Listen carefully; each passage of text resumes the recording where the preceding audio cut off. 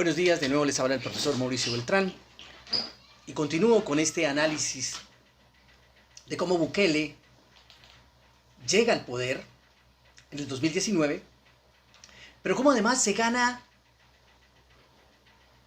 el respeto, que creo que es lo más importante, al contrastarlo con el caso colombiano.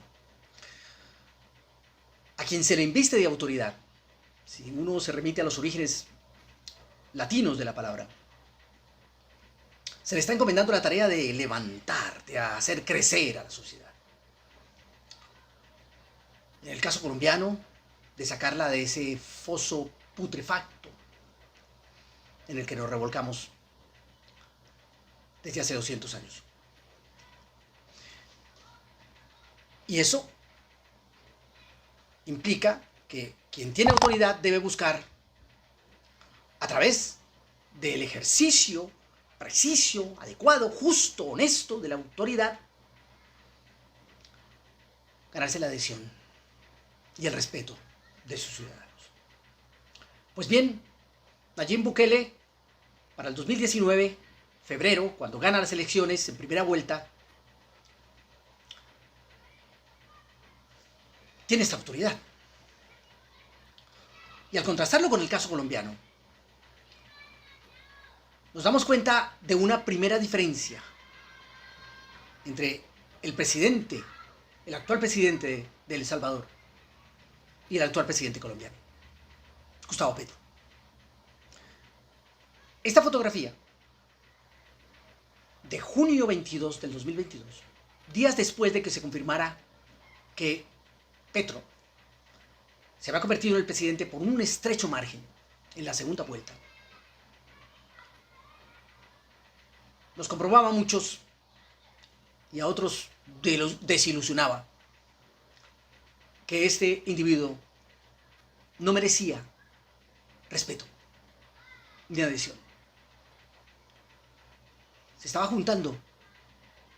La primera conversación que tiene es con su enemigo político, a partir del cual creó todo un discurso para convencer a los colombianos que él era el defensor de la transparencia y la corrupción. Y sin embargo se junta con alguien que él mismo sabe está contaminado. Claro, igual o peor o más contaminado, no sabemos. Tal vez la justicia divina lo determinará. Pero la fotografía, insisto, es diametralmente opuesta a lo que estaban esperando los salvadoreños cuando eligen a Nayib Bukele en febrero del 2019. El nivel de abstención de esas votaciones fue gigantesco. Los votos nulos crecieron como nunca. Apareció el voto en blanco, aumentó el voto en blanco.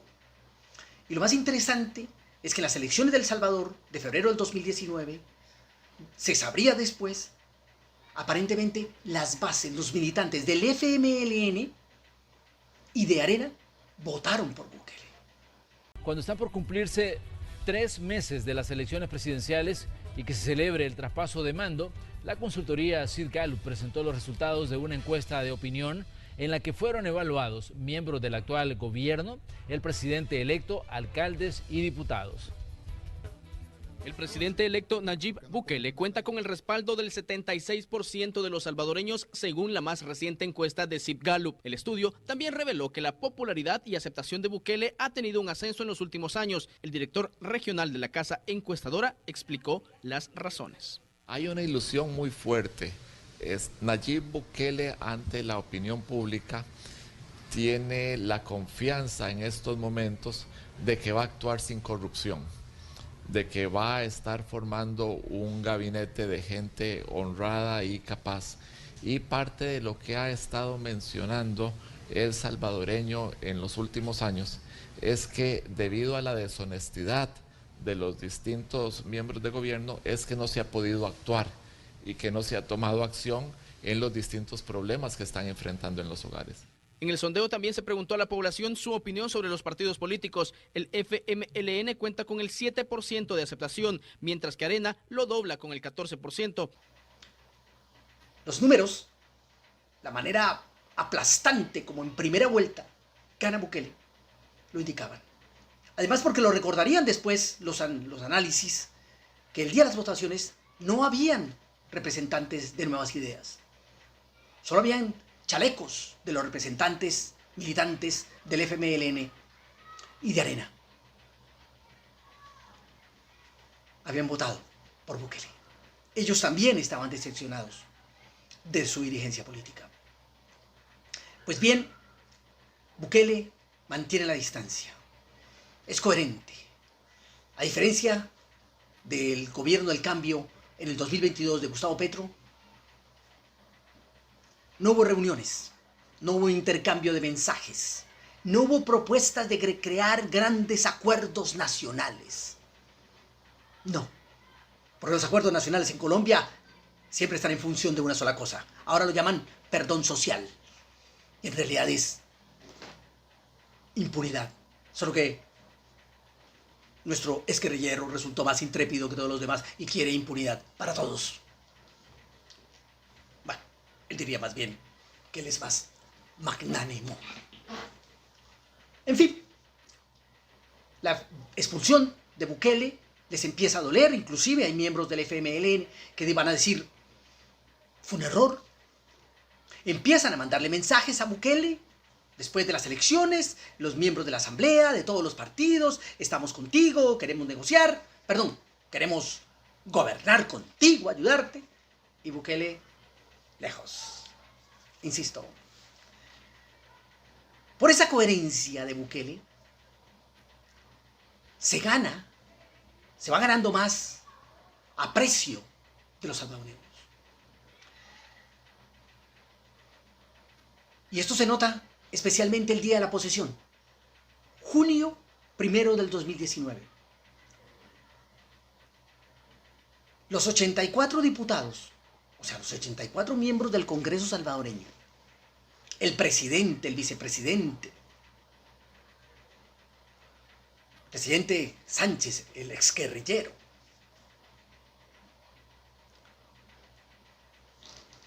son abucheados.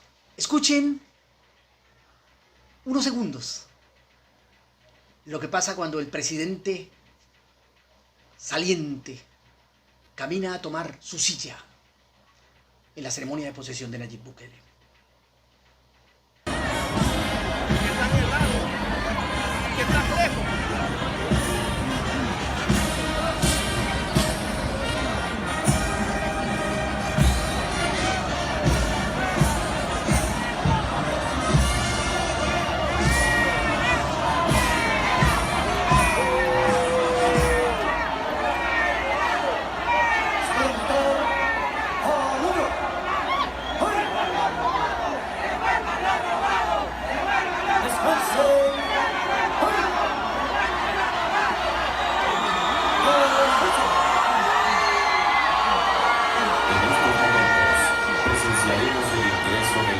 Presidente electo de la República.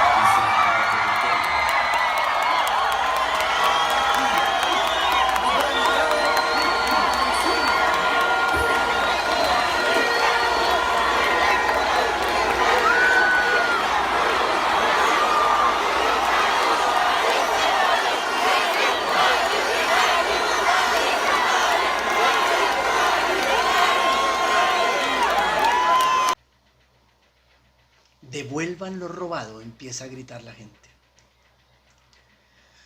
Allí estaban al lado del presidente personajes como Norman Quijano, el presidente del Congreso de la Asamblea, un hombre muy, muy poderoso.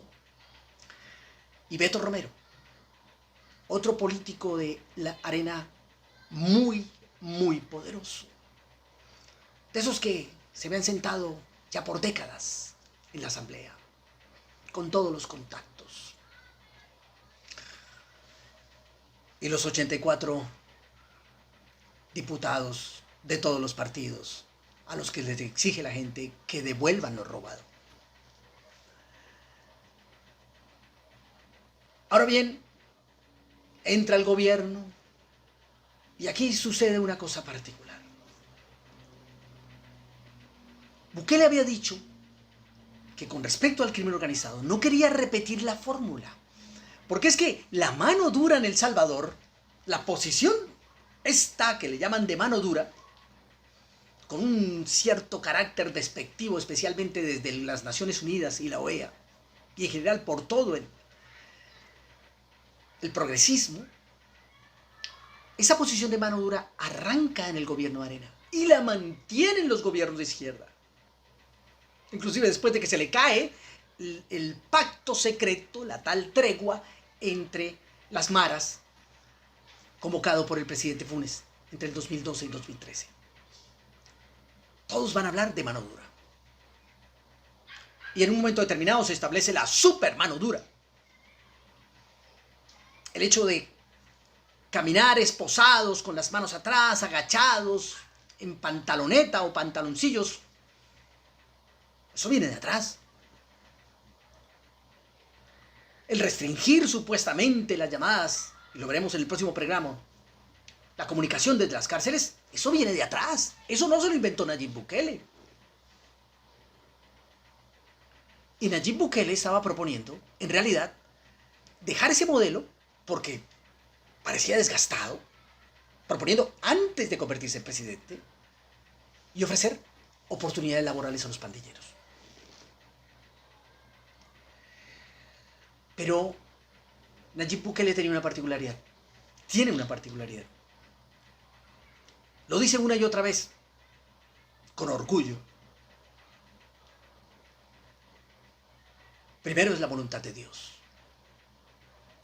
Es un hombre convencido, como estuvo convencida la humanidad por siglos, de que si que me comporto justamente, si me comporto honestamente, agrado a mi Creador. Y en esa medida, los dolores, el sufrimiento, la tragedia, parecen no tocarme. Un hombre convencido, como lo planteaban los pensadores del siglo XVI y XVII, que si se respeta, si se le teme a Dios y se le obedece, los destinos de una nación serán prósperos. Pues bien, Bukele no quería repetir la fórmula. Para luchar contra ese índice de criminalidad que colocaba a El Salvador, que lo había colocado siempre como el país más peligroso del mundo o uno de los más peligrosos del mundo. Pero en junio primero del 2019, cuando se posesiona, los días previos y los días posteriores, está allí un medio internacional, Vice, un medio progresista, que ahora es muy enemigo del presidente Bukele. Y está allí entrevistándolo. Quiere ver los pormenores de su posesión. Porque llama la atención este nuevo líder. Ganó en primera vuelta de forma aplastante. Es virtualmente desconocido para el mundo. Y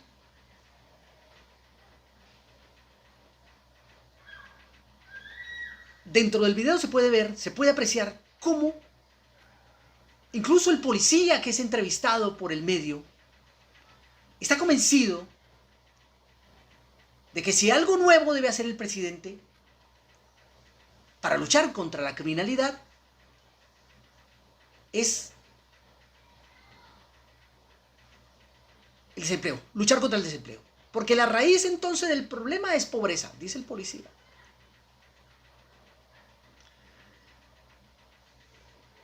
Bueno, en un primer momento sí, no hay oportunidades, hay pobreza y eventualmente debo recurrir a la ilegalidad para darle de comer a mi familia. Suena, en cierta forma, coherente. Sin embargo, Nayib Bukele lo entiende. Porque para un hombre que le teme a Dios, auténtico temor de Dios, temor a su Creador, lo bueno y lo malo se pueden diferenciar. Lo correcto correcto y lo incorrecto, la verdad y la mentira. Y entonces, veamos lo que este periodista no es norteamericano, es europeo, encuentra al entrevistar a Nayib Bukele, al entrevistar al policía y al entrevistar a un vocero de las pandillas, especialmente la más peligrosa. Los invito a que veamos esto. Do you expect any specific changes from the Bukele administration as to how police officers try to maintain security? Esperamos que haya mayor empleo para las personas que se encuentran en estas situaciones de extrema pobreza. It's about the poverty. Con eso nosotros que se erradica la inseguridad. In 2012, the government brokered a short-lived truce with its largest gangs. But Bukele is not interested in more negotiations, even if gang members want a seat at the table. MS-13's national spokesman agreed to meet us as long as we didn't disclose the location. Nosotros siempre hemos manejado de que si nosotros somos parte del problema o somos el problema, nosotros somos parte de la solución. Es ilógico de que nosotros estemos toda la vida jodiendo o chingando a nuestro mismo pueblo, ¿me entendés? Pero no queda de otra si no hay oportunidades. Do you trust Bukele enough to be the first to put down your arms? Nosotros hemos ofrecido la desarticulación de la estructura. Hemos puesto sobre la mesa el tema renta.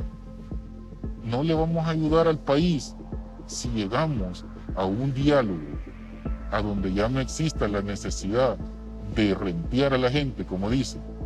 ¿No va a traer más inversión al país esa acción? Claro que sí. ¿Por qué no le interesa? It doesn't interest Bukele because he's unwilling to meet their price: political legitimacy. What do you do with the 70,000 people who are active gang members today? First, you have to acknowledge the reality. Gangs have been running this parallel state. They charge taxes, they control territories, they provide security. But I'm not going to convert their de facto power into formal power. Mm-hmm. No, that's Why not? That's not the right way to do it.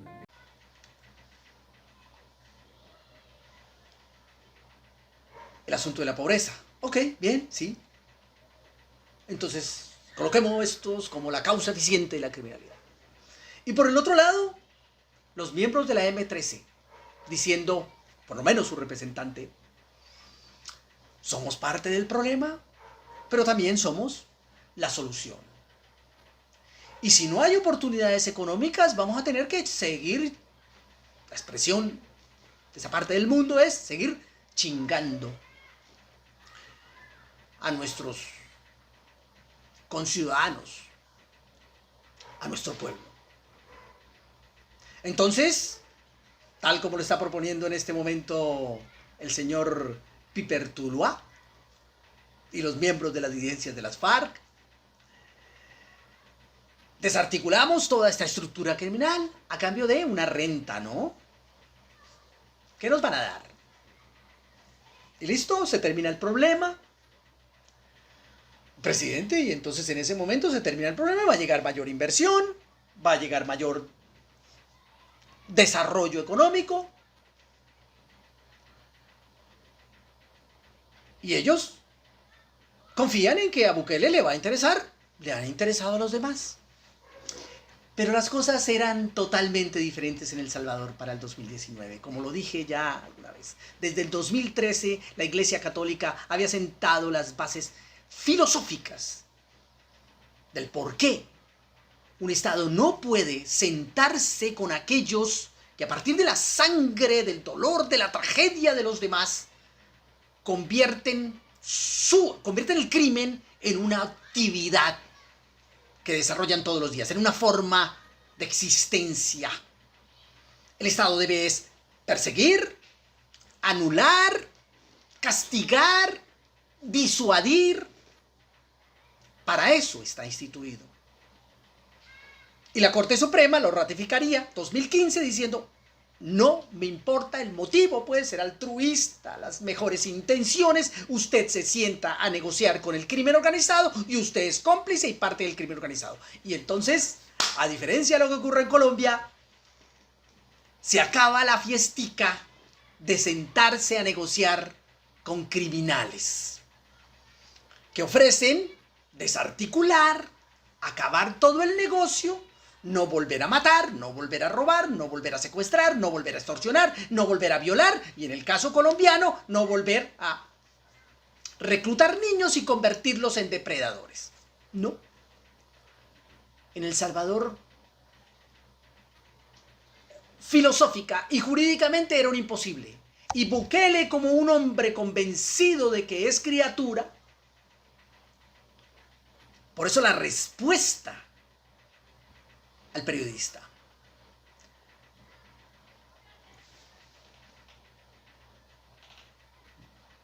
Cuando le pregunta el periodista a Bukele qué va a hacer con los 70.000 pandilleros que están en el país, Bukele da la respuesta que al parecer es producto de esos meses de estudiar con cuidado qué eran las pandillas en realidad. Y dice, la realidad es que en este estado débil, las pandillas lo controlan. Cobran impuestos, proveen una supuesta seguridad y controlan territorios. Repito, la expresión de Bukele. Pero no puedo convertir su poder de hecho en poder formal. Eso que se ha hecho en Colombia, que se hizo con el M-19 allá en 1989-1990, en ese periodo, por el gobierno Barco, convertir su poder de hecho, muy débil para entonces, porque militarmente no eran nada, convertirlos en un poder formal. Meterlos luego en la Asamblea Nacional Constituyente, y ahora tenemos a este individuo que recurrió a la violencia, que recurrió al asesinato, al secuestro, a la extorsión, que validó absolutamente todo esto. Y lo más grave, insisto, convirtieron a miles y miles de niños en los asesinos del futuro, en los criminales del futuro. Esto, devolverles el poder de hecho, convertirlo en un poder formal, legalizarlo, Bukele dice no. Y el periodista progresista le dice, pero ¿por qué no?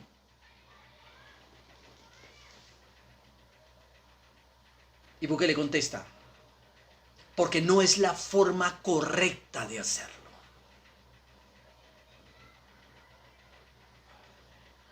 Allí está el valor de este líder. Simplemente no es correcto.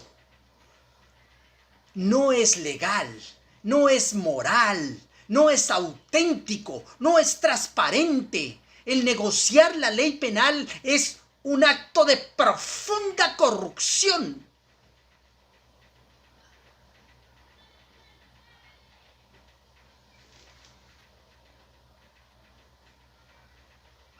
En el próximo programa veremos los aspectos como Bukele va a enfrentar, o con los que Bukele va a enfrentar al crimen organizado. Y que se va a concentrar en quitarles el control territorial.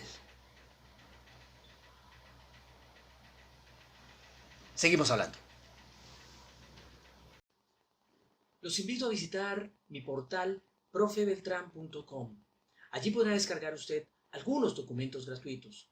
Por ejemplo, el libro a partir del cual nace esta idea, la de crear este canal. Su versión actualizada de 2023 puede ser descargada gratuitamente en profebeltran.com.